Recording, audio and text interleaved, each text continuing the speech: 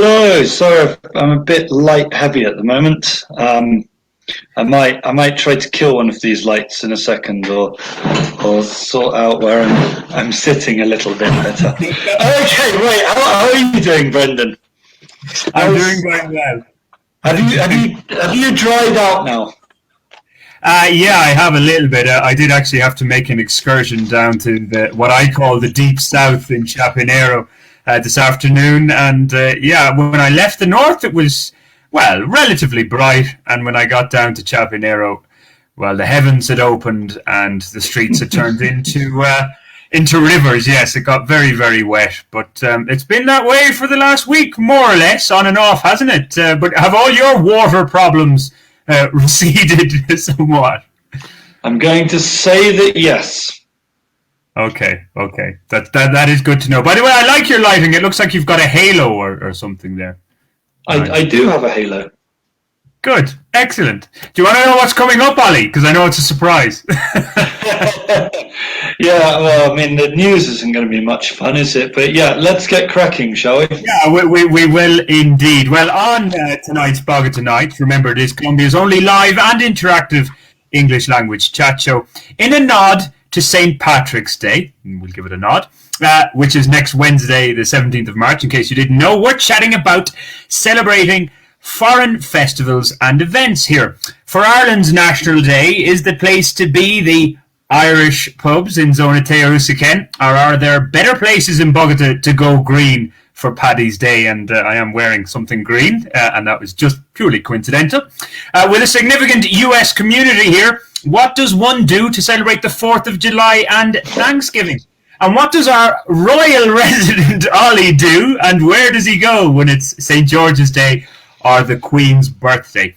How about something of a more oriental nature? Do tell us about the national days or foreign celebrations that you recognise here. We're up for any excuse for a feast or party. Get in touch with us right now using the live comment facility, or if you're watching this recorded, remember you can still get involved by commenting on where you're viewing or via tweet. The handle being @BogotaPost with the hashtag Bogotá Nights. But our foreign festival fun is to come.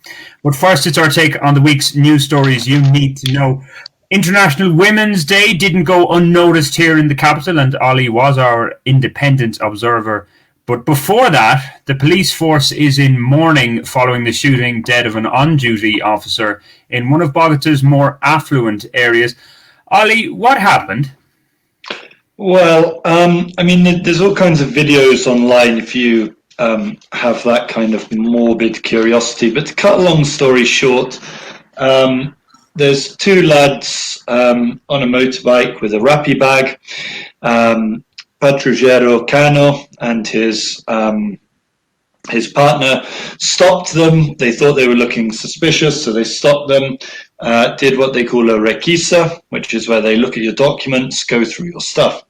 As they were going through the wrappy bag, it appears that there was kind of a hidden compartment at the bottom, which had a couple of guns in it. Once the guns were discovered, the kids kind of grabbed at them. There was a shootout, and the patrolman Cano lost his life, as did one of the suspects. The other one fled the scene, has now been captured. It's not quite clear who the person who died was. The last I checked, he hadn't been formally identified. But the other lad is a Venezuelan, and that's caused a lot of consternation among certain people. Yeah, I guess we can't really let that go without commenting on it, because it will throw up this whole idea that Bogota's getting worse, Colombia's getting worse because of the influx of Venezuelans. And I guess both of us would have a particular view on this, and that, well, when was it fully at peace before the influx of Venezuelans?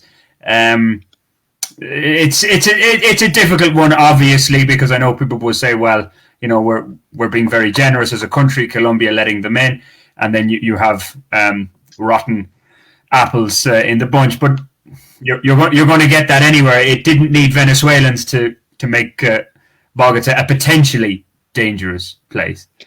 Well, I'd potentially go a little bit further on that, Brendan. I mean, I think our esteemed mayor, she's not done a lot to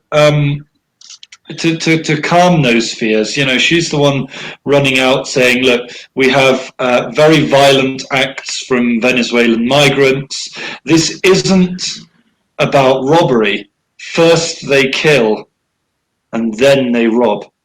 I mean, that's not helpful language. I mean, it comes to something when people like Marta Lucia Ramirez, the vice president, when she's the voice of reason on this, when she's the one saying, yeah, probably, we don't like the security situation, but probably best not to go all xenophobic, I think it's very worrying. And yeah, of course, sorry, just to interrupt or to keep going for a minute there, don't forget, this isn't the first time. Claudia Lopez has got history for this, quite a lot of history. She's made a number of anti-Venezuelan comments. She seems to take glee in Venezuelans being deported. Yes, it's not helpful all around. And let's not forget, incidentally, Claudia Lopez herself has lived in other countries. She's been a Colombian in the United States, which I understand is not always an easy nationality to be when you're in the States. So you'd think she'd have a little bit more sympathy, I think. Do you think she's playing to the gallery a little bit then, that she thinks it's good for her electoral base to throw this out? I would have thought not so, but, why is she taking this line? Because I would assume it's easier to kind of be the bigger person here and kind of go, look, guys, okay, in this incident there was a Venezuelan involved or whatever, but how many times could we count on a daily basis Colombians involved, locals? Well, actually, stop, you don't actually have to, Brendan. We had also yesterday a shootout between emerald dealers that left 2 more people dead. That appears to have Colombian involvement in it. So, look, it's not even like we need to look that far. And actually, it's interesting how a lot of the media are reporting this. That is emerald shooting between emerald dealers or whatever it was, is being mentioned alongside, oh, well, here's another one, because obviously they're grouping these together. On an ordinary day in this city, I did a quick search before we came on. Last year, murders in Bogota, homicides, were 1,030. So that's slightly less than 3 a day. So, some days you might get 1, some days, it's not that uncommon, but the vast majority of them happen in certain areas where the media don't really... Absolutely. This is an exercise I often do with my students when I say, well, is 3 dead people a lot? And they say, yes, Prof, it's terrible. I say, no, that's exactly what we expect every single day in Bogota. That's precisely average. If you want something even more shocking, consider this. Cali has nearly the same number of homicides off of a population, a third of the size of Bogota? That's pretty worrying. But anyway, back to the theme at hand. Yeah, I mean, look, I think you're right, Brendan. It looks spectacular. I think the fact that these are shootouts makes it feel a little bit more worrying. Let's also remember, shooting a police officer is a bit of a different story. This isn't somebody who's in the game, as it were. This is somebody who's kind of off to the side. It is a bigger deal. I don't like the way this is being politicized. You talked about Claudia Lopez singing to the gallery. I don't think she is playing to the gallery. I think actually the opposite. She's looking for a new base, and I wonder if that's, if you look at the way she talks about student protests, if you look at the way she talks about LGBT and women's rights, and we'll be coming back to that later, I often think she's consciously trying to distance herself from how she's often perceived by the majority of Colombians. That's what I think. But coming back to this, I mean, it's not only Claudia Lopez and a bit of xenophobia. We're also seeing people like Uribe Turbay, who's gone on the offensive with a whole bunch of other people to say Claudia Lopez is failing the security of Bogota. She should be got rid of. She should be overruled, blah, blah, blah. I mean, again, I don't think it's helpful to be politicizing it to such a degree, especially when, let's be honest, the police in Bogota aren't really under Claudia Lopez's control in any meaningful way. Anyway, that's been established over the past sort of 12 months of pandemia. I think what we need to do is kind of think, look, these are unusual events. They've happened together, which is a bit of a coincidence, especially the shooting of the policeman. I mean, it's not an accident, but equally, we're not talking about a policeman being hunted down here. We're talking about a situation that got out of hand, and which was a very dangerous situation in the first place, but nonetheless has cost somebody a life without really, I don't think those kids necessarily meant to do what they did. Yeah, I think it's a fair point. And I know people say, well, look, at the end of the day, a death is a death. But I guess it would be even scarier if this was with intent, planned, and all that kind of stuff. Well, then you're kind of going, okay, we are maybe entering into a downward spiral here in terms of... One of the things I would say, Brendan, I often ask my students, why is Colombia so safe? I mean, I'm actually amazed that there's not a great deal more violence. If you consider how easy it is apparently to get access to weapons, if you consider how many people live in grinding poverty, if you imagine, how little kind of control there is over potentially violent acts. I'm surprised, we don't see more of this. I would also say we may have breaking news going by the amount of sirens that have just gone past me. Okay. And the Cámara de Comercio, I don't know if you saw this, have been, they've started doing perceptions of crime studies, which is something we've done in the UK for years. I guess you have in Ireland as well. And it's the same old pattern, there's a marked decrease in crime through official numbers, and I'm fully open to the idea that the official numbers might not be particularly accurate, but equally we see a massive increase in the number of people who believe that crime is increasing, and it's a real problem, I think, for many democracies on how you sort of balance that problem, how you manage the situation that even though crime is coming down, people perceive that it's going up. Yes, and well, to use the old cliche, perception is reality in many ways. I guess the media do have a big part to play in this, but sensationalism sells, and they like to kind of keep people on edge, I guess. Anyway, Ollie, there was another incident moving outside the capital, and this time where the military, so the state security forces coming under fire, for the want of a better phrase, I guess, but... They went into a military operation, but where apparently there were minors involved, and we believe, although I don't know if this is confirmed, that there were two 10-year-olds, is that correct, that were killed in this operation in Guaviare? Holman Morris has alleged that. He, I think, is going off of I'm not quite sure where he's got his details from. The army are saying, look, we're waiting for Medicina Legal and the Fiscalia to confirm the deaths. Now, don't forget, this happened, the best part of a week ago. It's suspicious that they're taking so long to catalogue everyone. What does seem indisputable is that a couple of what they call minors were picked up. And when we say minors, let's be very clear about this. People are drawing parallels between this and the event in Caquetá a couple of years ago. We need to be clear, if we're talking about 9 or 10-year-olds, we're really talking about children here. The two children that have been taken and put into the ICBF care, they're just described as minors, but it sounds like they're young. and I mean really young. We're not talking. The Colombian media does have a bad history of kind of describing 17-year-olds as niños, which I think is not entirely helpful. But, you know, come on, 9 and 10-year-olds, we're in a completely different ballpark.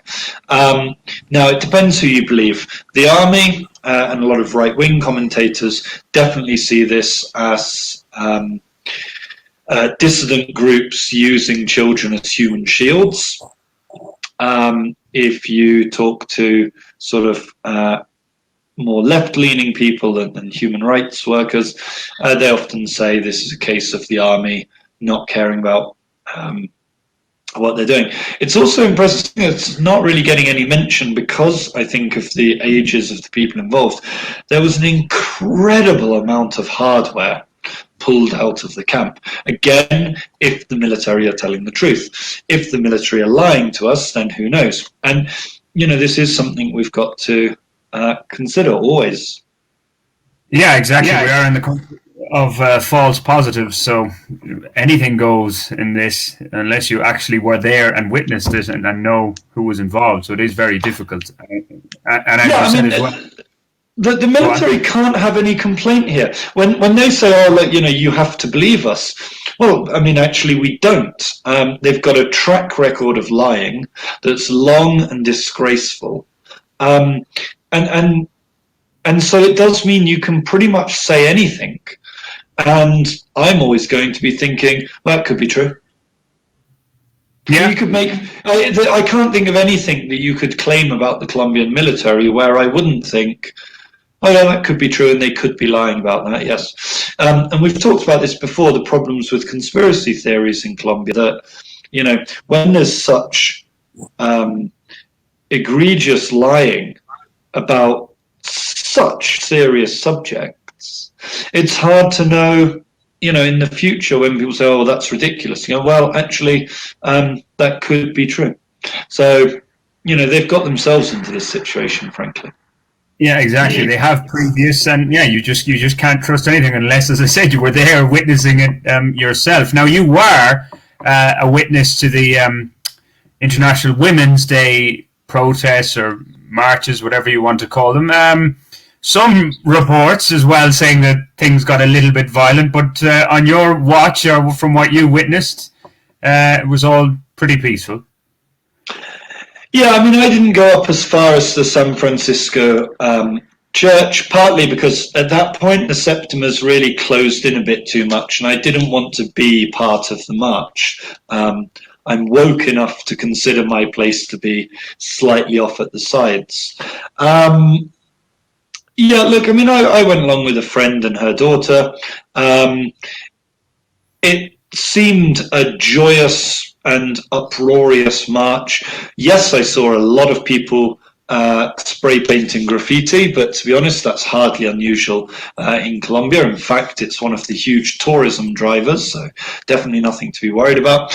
And of course, you know, there's a small group of women from the march or affiliated to the march, to the protests, who attempted to burn a door of a church, which was very quickly put out and suddenly became a big thing. And, you know, we see all these stories, oh my God, I can't believe they're spray painting things, blah, blah, blah. And I always think to myself, you know, it comes to something. I know this is, the Mexican protesters are fond of saying this, but it applies to Colombia as well. You know, we're in a situation where people complain a lot more about, you know, a bit of spray paint on the front of a business than they do about lots of dead women. And let's not make a false equivalence here. The reason Cano's death was shocking is because he's a police officer just doing his job. He's not part of the game. When we talk about femicide, we're talking about people, you know, the definition of femicide is that this is a woman who was killed for being a woman. We're not talking about accidents. We're not talking about situations where they've put themselves in danger. We're talking about unavoidable situations, killed simply because of their gender, and nothing more. So, you know, I find it very worrying that we kind of make an equivalence between those two things. Personally, Brendan, I think you know, when I came to Colombia, International Women's Day wasn't really a thing. It's only in the past 5 years or so that it started to take off. Last year's protest, just before lockdown, was very inspiring. It was huge, really managed to sort of bring the city to a standstill at parts. Obviously, this was a lot smaller. We've still got the pandemic effect lingering on, but there's tens of thousands of young women in the street. And let's be very clear about it, young women. This is a new generation. This is a generation of people, I think, that are saying, look, we don't appreciate the way that machismo operates in Colombia, and we would like it to change. I think that's a very laudable aim. Yeah, and we're in a continent as well, of course, where it's rampant from Argentina up here to Colombia and in Central America as well. You mentioned, of course, how International Women's Day has taken off here in the last years. I think that's replicated across the board, and also, as you say, with this younger generation, who are not willing to stand up for inequality, the glass ceiling, all those kind of, and that's more in the kind of richer Western countries. Here, of course, it is literally a matter of life or death for many women here. Certainly. Just on a minor point, though, Ollie, and not to trivialize this, but I guess there are those who would distinguish between, and we might insult graffiti artists and street artists. Oh, yes. Spray painting, F off policia or something like that. Which, I know, compared obviously to what the protests are about, it is trivial, but at the same time, there is a difference. I don't want to. Yes. Sorry, I was being a bit cheeky there. Yeah, no. Look, nobody's coming on the graffiti tour to look at Tombo Violador. Yeah. Yeah. Okay. Well, just at this moment in time, to remind you, speaking of International Women's Day, in the second half of the show, we are going to be talking about international festivals and national days that are non-Colombian, obviously, that are celebrated here. Of course, we've got St. Patrick's Day next Wednesday, but all the other ones, 4th of July, Thanksgiving Day, not just in the States, but of course, Canada, do you celebrate them all? How about Ramadan even? All these things, all these international, or we should say outside of Colombia festivals. We want to hear about them. We'll be talking about that just after 9:30. And just to say thanks to Beethoven. We've got a Beethoven listening to us for the hello to you, Beethoven. And Martha June agreeing that, the army certainly don't have much credibility on this one. They have to, I guess, their trust, they have to prove their worth to us. Ollie, are we going to talk about the vaccines? We kind of do give a regular update. Any big movements on that? Are we moving towards our goal of having about, 1 million or so vaccinated by next week? Farcical, isn't it? No, look, that's going to come and go. There do appear to be 2.2 million vaccines arriving sort of in the middle of April, so hooray, that's obviously positive news, but they're Pfizer vaccines, so they need to be kept ultra cool, so that's bad news. Look, it swings and roundabouts. I suppose we're in a situation where, frankly, without wanting to be too crude about it, countries like Colombia take what they can get. You don't necessarily get to choose the vaccine you're receiving, or they all come with strings. Some of them will be hard to get hold of because they're being hoarded by rich worlders. I'm sorry for banging that drum again. Or you take whatever strings China put on the vaccines, or whatever strings Russia put on their vaccines. Basically put, there's a bad decisions. There's problems with everything. There's no good, easy answer here. Yeah, and of course we are in uncharted waters too. Good to know that Angela is listening in. Angela AF. That doesn't mean anything rude, does it? AF. Anyway, just commenting on Women's Day, saying that more and more of us are becoming aware of the real meaning of Women's Day. In Colombia, it used to be seen as a day to receive flowers and congratulations from the opposite sex and celebrate the sex you were biologically assigned. Yeah, fair point, and I think that's happening around the world, as it seems to be more recognized, and celebrate is not exactly the word I want to use in this, but people standing up for their rights and making sure that it's top of the political agenda. Ollie, when we were talking yesterday, preparing our notes, you mentioned something about a Dutchman in Medellin finally getting his comeuppance. Oh my gosh, yes. Colombia. Go on. That was this guy. Diego Patino, who has been long denounced in foreigners groups, especially on Facebook, for being a scam artist in Medellin, doing all kinds of, allegedly taking tourists off to heroin streets and buying cocaine for them, getting aggressive when challenged, taking money for donations but not giving it on to anyone. Now, he got exposed in the Netherlands on their TV and in Die Telegraaf, which is their big newspaper. And yeah, he was. It's a very strange story. He was adopted out of Colombia into the Netherlands and then returned much later in life. Very odd situation. He doesn't appear, though, to be up in front of any courts. So, well, it's been a good week for people around that neck of the woods or linked to Medellin that are not going to appear before judges or whatever. Alvaro Uribe looks like he's going to get off the hook again. Where's this one going to end? I mean, it's going to be what do you think, Brendan? September, October? When do you think the next process is going to be filed against him? I mean, yeah, around Halloween time. I'm looking forward to that. Yeah, that's usually right, isn't it? There's usually one sort of around there. Yeah. So, let's wait for that to also fall down the cracks in the Colombian legal system. Yeah, and talking about other things that aren't going ahead or being put thrown down the road, we should say, down the line. The World Cup Qualifiers, as we mentioned this for the last few weeks running, but finally now they aren't going to go ahead. No big surprise. The March versions, we should say. I guess we're just hoping that the restrictions change in the UK, particularly in the next few months, so that we will have international football here in Colombia, or else we could be waiting quite some time. I mean, I would like to watch Colombia playing football again. They're a nice team to watch, but I'm kind of more hoping that we lift those restrictions, Brendan, so that I've got the option to go home if I so choose, which at the moment isn't really an option. 10 days in a hotel at 1,700 squid. That's not going to be pleasant. I thought that's what you usually pay a night for a hotel, Ollie. That's word on the street, has it? The penthouse in the Hilton or whatever. Let me check my Monopoly board. Yeah. By the way, did you see some news on Naira Man as well? Oh yes, he might be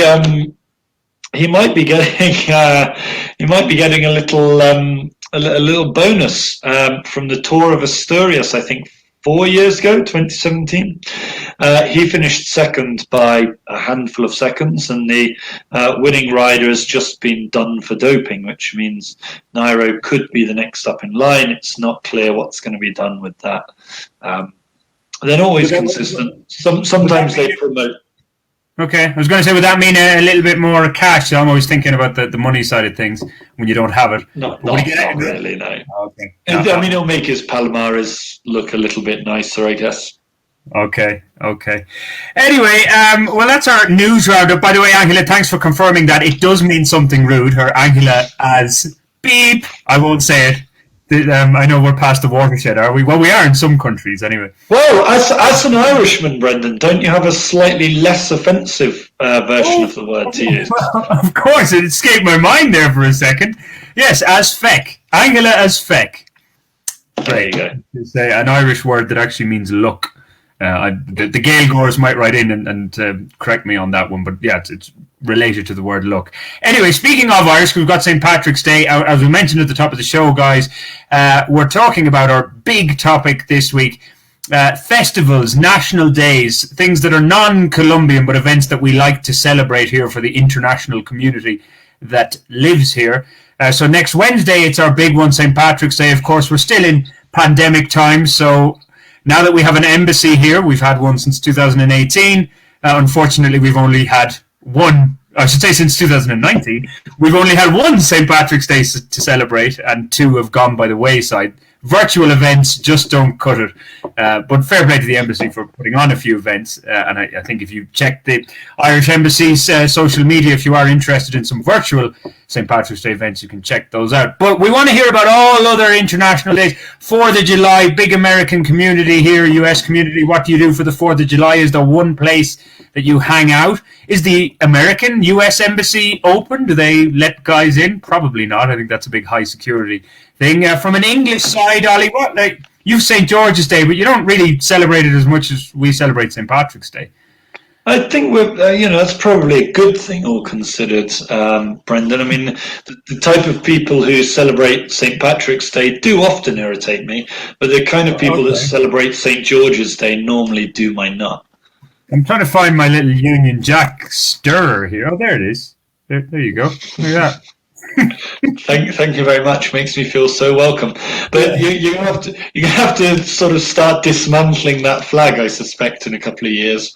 You'll have to take out the St. Andrew's cross. That's for sure. Yeah, let's talk about Scoxit, or how are they putting that one? Scoxit? Is that what it be? Scotland. Indie Ref. It's Indie Ref too.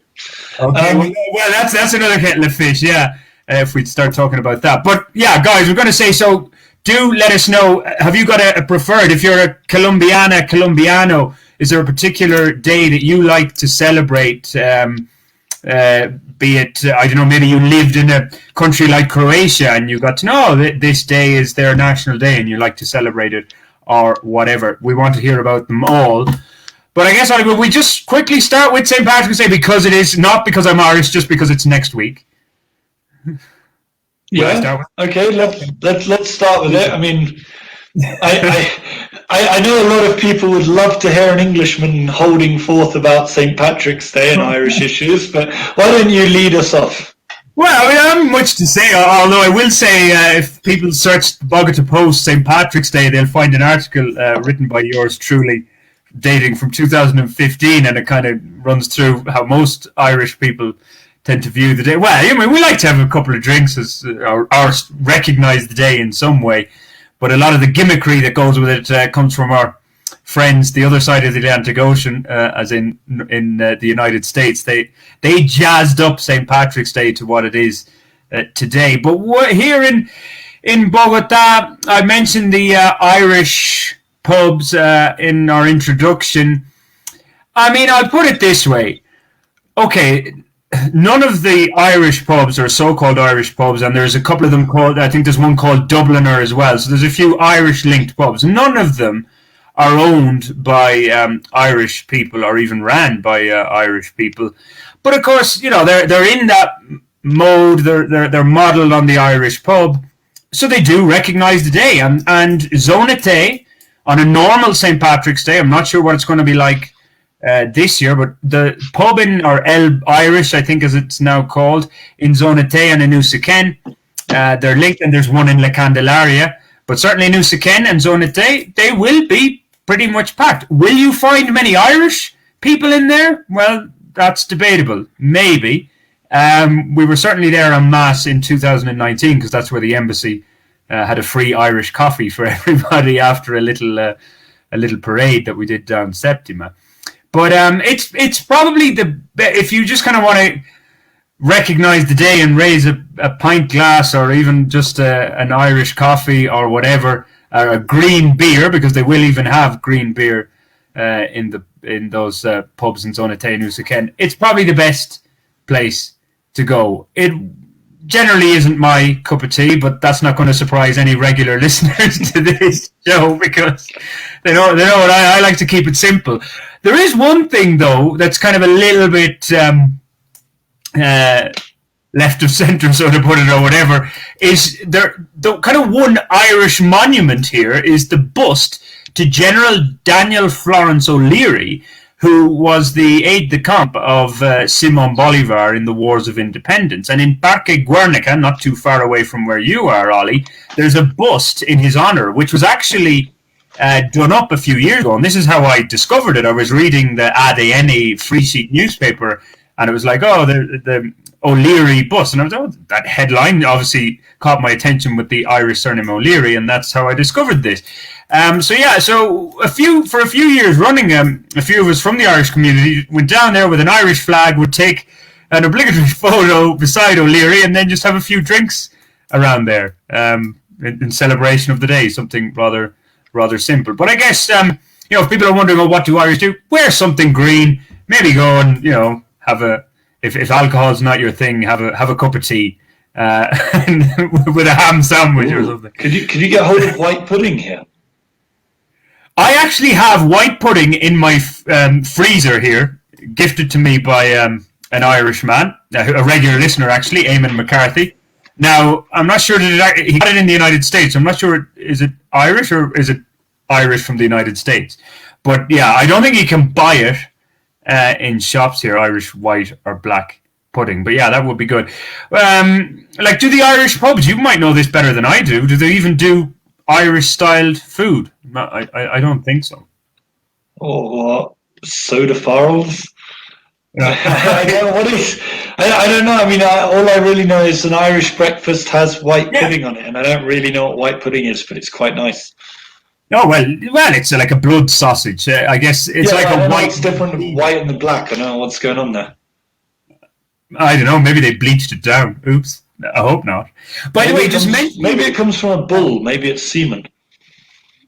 Thanks for that, Ollie. That's wonderful. No? Well, you never know what in these parts. Here they could eat anything. Anyway, I was going to mention just one other bust link because it's relatively close.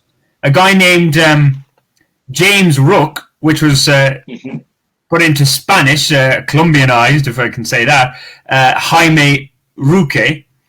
And again, he fought in the War of Independence here against the Spanish, famed for losing his arm around Boyacá, around Paipa, where you will now find his bust in the main square, which is unique amongst Colombian main plazas because it's not Plaza Bolivar or Santander, it's Plaza Roque. But in Paipa, you'll find the story of this guy goes, James Rook or Jaime Roque, he lost his arm in battle here, and he was said to have said after that, he shouted "Viva la Patria," and somebody asked him, is that Ireland or Britain? Because he was born in Dublin, but obviously under British rule and would have been more part of the British establishment in Ireland. And he said... Wait. He said Britain or Colombia, didn't they ask him? No, I think he said... No, they asked him Britain or Ireland when he said Viva la Patria. And then he said, whichever country buries me. So, as far as I know, he's in the pantheon of greats in Caracas, I believe. I'm not 100% sure. But there you go. That's the Jaime Rook. So there's another... If people are around Paipa, there is an Irish connection there for St. Patrick's Day. We'll move it on, though. And again, guys, I said, let us know about other international days. I'd be intrigued to know. I haven't really recognized 4th of July here ever. But what do our United States friends do? Or do they keep it very much to themselves and in the family? I wonder. Last year obviously was a bit weird. The year before that, though, 2019, we got invited to the ambassador's residence. We got given, and I'm not joking. This isn't like a joke about American stereotypes. We got given chicken McNuggets. I mean, not us particularly. Everybody. All the attendees got given chicken McNuggets. I mean, actual chicken McNuggets. I don't mean, fancy ones made, in a little McDonald's box and everything. Which I thought was just absolutely hilarious. They used to have really good whiskey, actually, but that seems to have dropped off that seems to have sort of dropped by the wayside a bit, sadly, in later events. But yeah, there's lots going on. There's firework displays, a few around. Lots of places seem to do promotions for St. Patrick's Day, and for St. Patrick's Day, the 4th of July. Sorry, for the 4th of July, and yeah, I mean, there's a lot going on, and it's not just the 4th of July. There's a lot of Thanksgiving deals that sort of pop up, around November or whenever it is. And of course, we mentioned this a few weeks ago, the Super Bowl has become really massive recently. So there's quite a lot of American kind of festivals going on, I think. Are there American style kind of bars here? I mean, when I think of it, Hooters comes into my mind, but I've never had, or have I? Have I had a drink in Hooters? I don't think so. Can't remember now. But there's still a Hooters in Bogotá, but I don't know. That to me spells American. Shouts out American to me. Yeah. I don't know about you. Yeah. Oh, you can't think of anything more American. You could go and get a Starbucks, I guess. Oh yeah. Kind of more a higher brow way to do it. Well, you could go to McDonald's. I mean, the McDonald's ice cream is incredibly popular here. And relatively cheap as well. Does anybody know, by the way, when is Canada Day? I mean, I'd love to know from anybody listening, when is Canada Day, and what happens in Bogotá for Canada Day? There's quite a lot of Canadians here, and there's loads of Colombians who have kind of links with Canada. It was a popular place to emigrate to. So there's lots of kind of families that have been backwards and forwards and forwards and backwards. I'd love to know what's going on. Yeah, and of course the Canadians have their own Thanksgiving as well. Which is like in October, isn't it? I don't know if they celebrate it as big as the... there we go.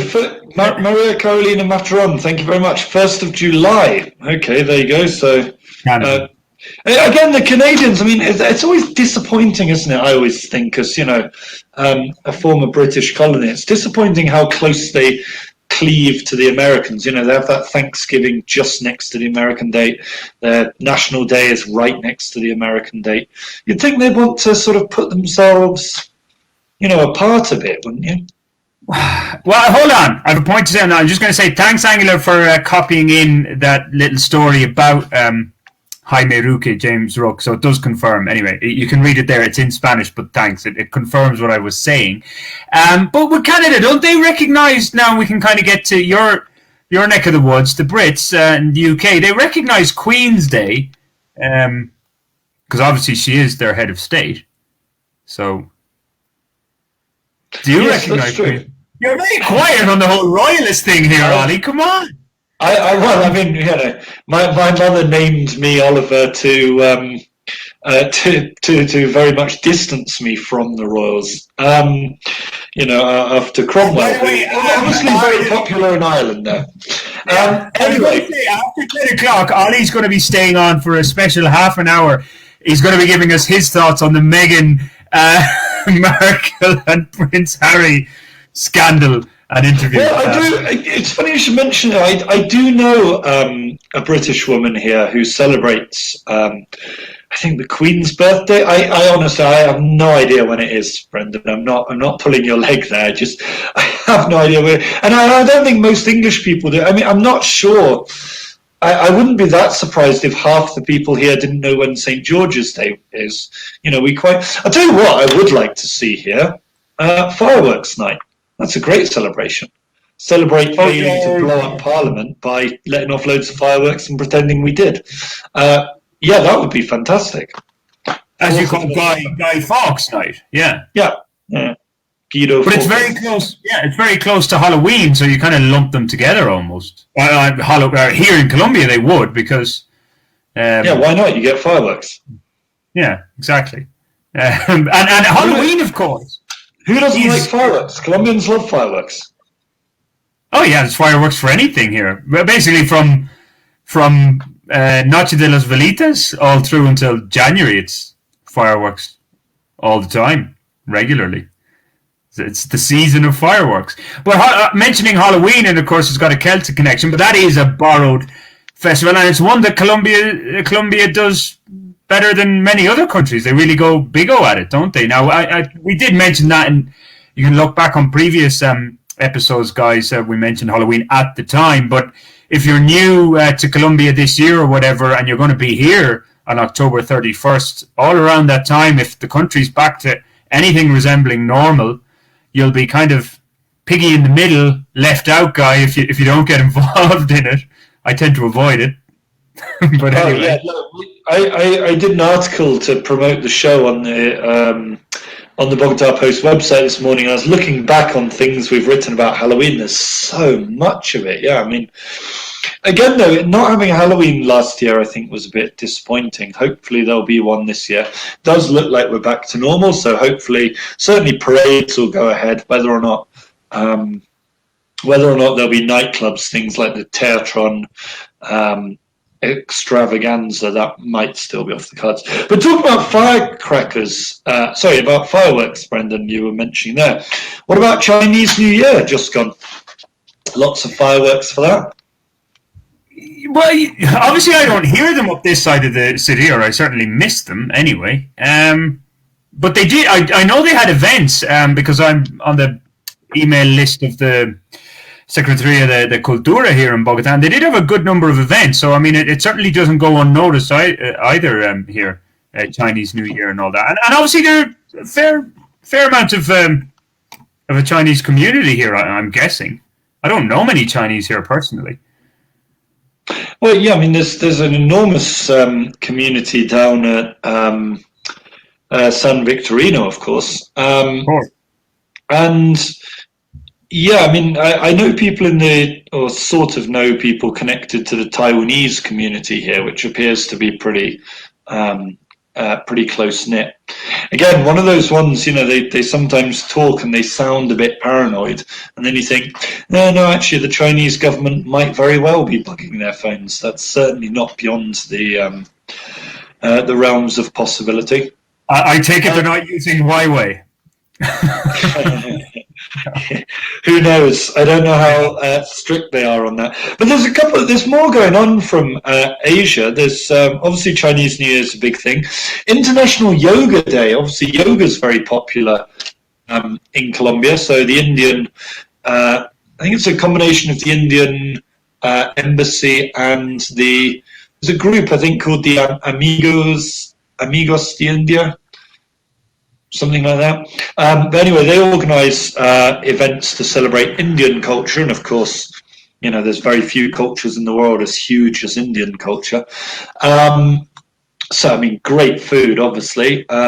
Lots of yoga, people dressing up, getting the paint out for Holi, getting the lights out for Diwali. That's always worth keeping an eye on. Especially, again, coming back to what's going to be celebrated in pandemic times, that's the kind of thing that probably will go ahead because it's easy enough to do outdoors. You can distance fairly easily.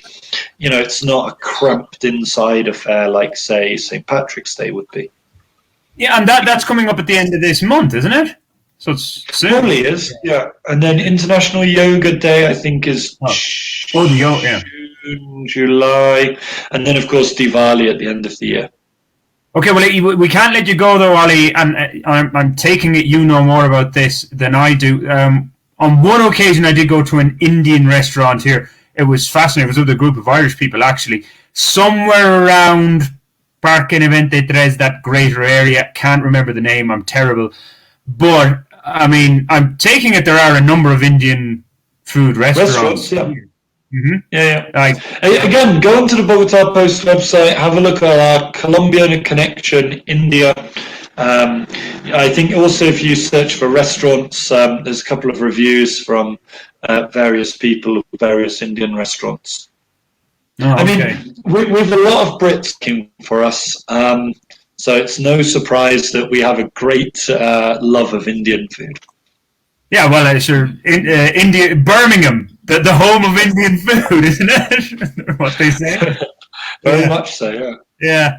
Well, in fairness, we kind of skipped over it, but I did want to mention, because I know we're going to tie this into other episodes about, like, talking about the best restaurants to if you're looking for a particular cuisine or whatever, and we will be mentioning this in other episodes, dedicating it maybe 5 minutes or whatever to one type of cuisine. But English food, Ollie, because I've seen a few messages on the I know you don't like that word, on the foreign community groups on Facebook, kind of going, where can I get bangers and mash and get a roast or whatever. Of course, there's one well-known place, El Inglés, and the Monkey House. There, the two I should mention, of course, but they would seem to be the most popular for that kind of stuff.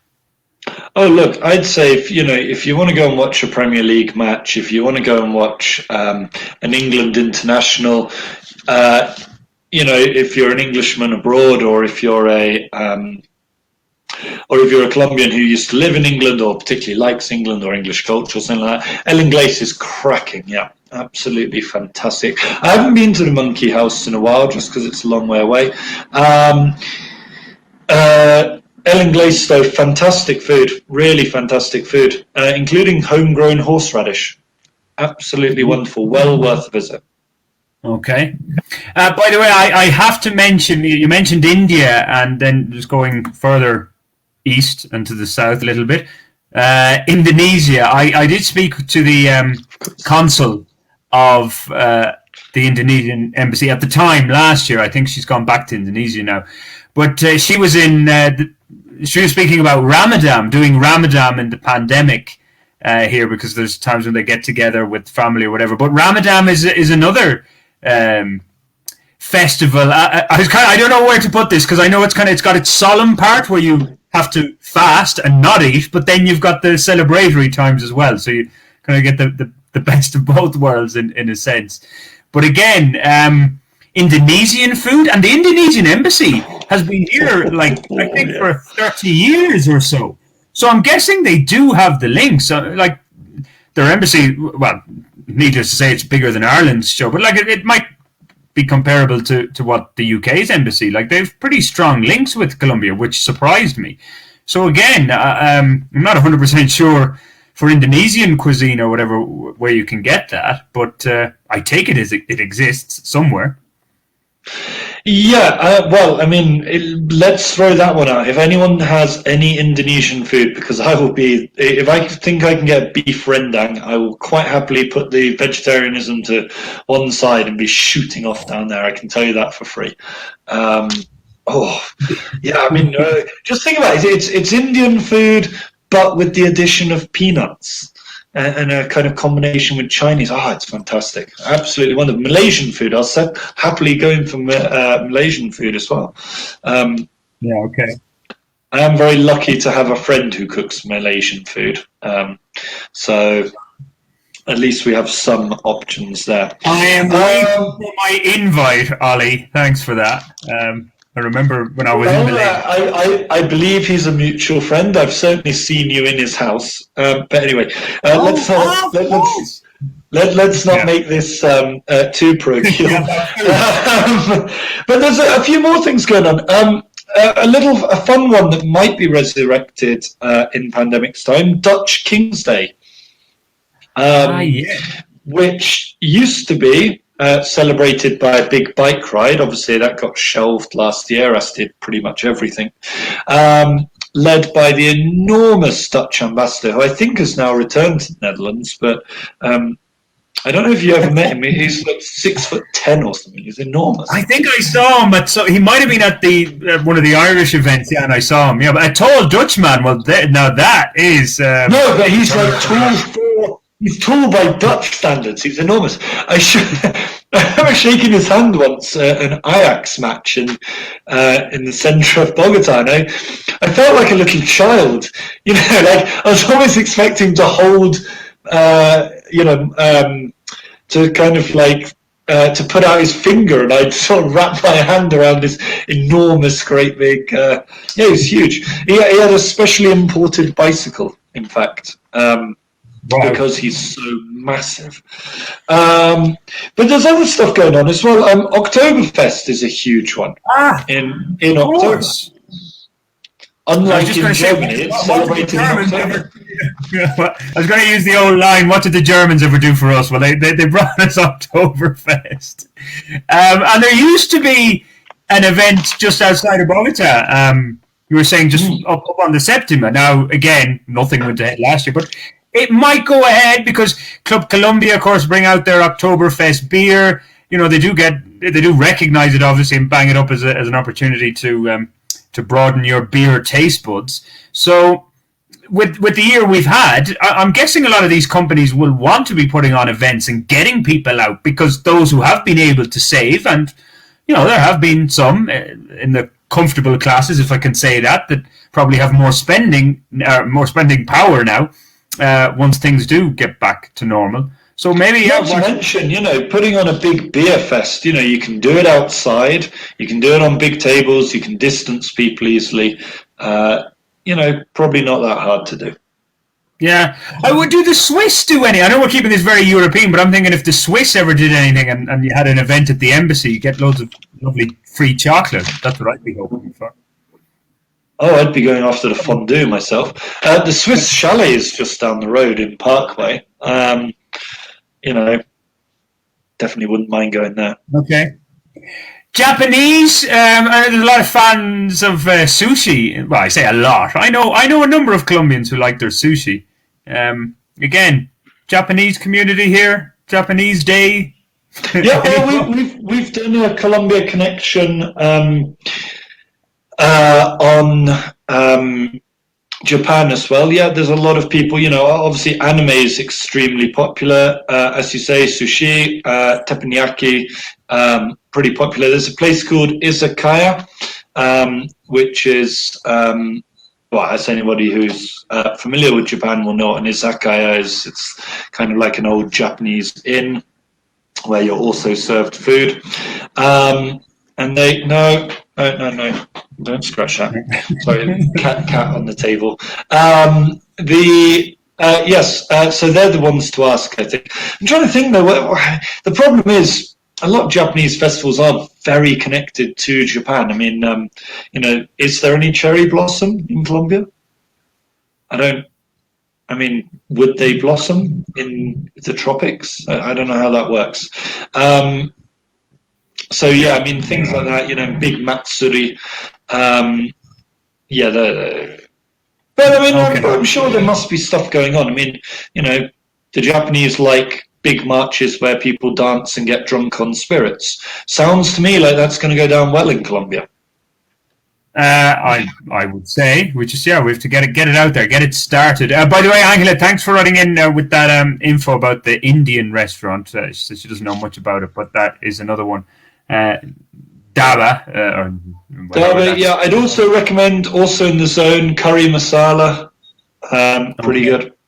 Pakistani place on the on Parkway. Okay, quickly though, we'll mention our Antipodean friends. Australia Day is, I was at it in 2020. The Australian ambassador had a do at in a park around I forget where exactly it was, but it was a big do, and Australian beer, Australian grub, well, kind of Australian grub, yeah, Australian beer. Yeah. Who doesn't love a Foster's or a Castlemaine's 4X? I can't remember what it was. It certainly wasn't Foster's, but it wasn't a bad beer. Some of it was pretty strong. But like the Australian community, again, pretty. So it's a bit of an in-joke, I would point out, given that our regular beer writer at the Post is Australian. It's interesting, isn't it, that Australia Day is becoming very controversial in Australia, yet more popular outside Australia. It's a bit strange, that kind of dichotomy. Yeah. Okay. Well, I think our producer is going to be writing to us here, Ollie, to tell us we're nearly. Yeah, I'm wondering whether he's normally giving us a little heads up for, isn't it? We might get an extension. I'm just going to say. Well, maybe you can have your rant about Meghan and Harry. But before we get to that, I was going to mention. I said there were no Irish-owned pubs here, or the ones that are called or themed Irish pubs don't have Irish owners, but there is an Irish. Partial owned bar, Cerveceria Gigante. So it's half American, half Irish owned right now, which is around Parque Lourdes. That's us for time, guys. Thanks for all your messages, and we'll be back here in a week's time, or if you will, hoy en ocho. Ciao, ciao. Bye-bye.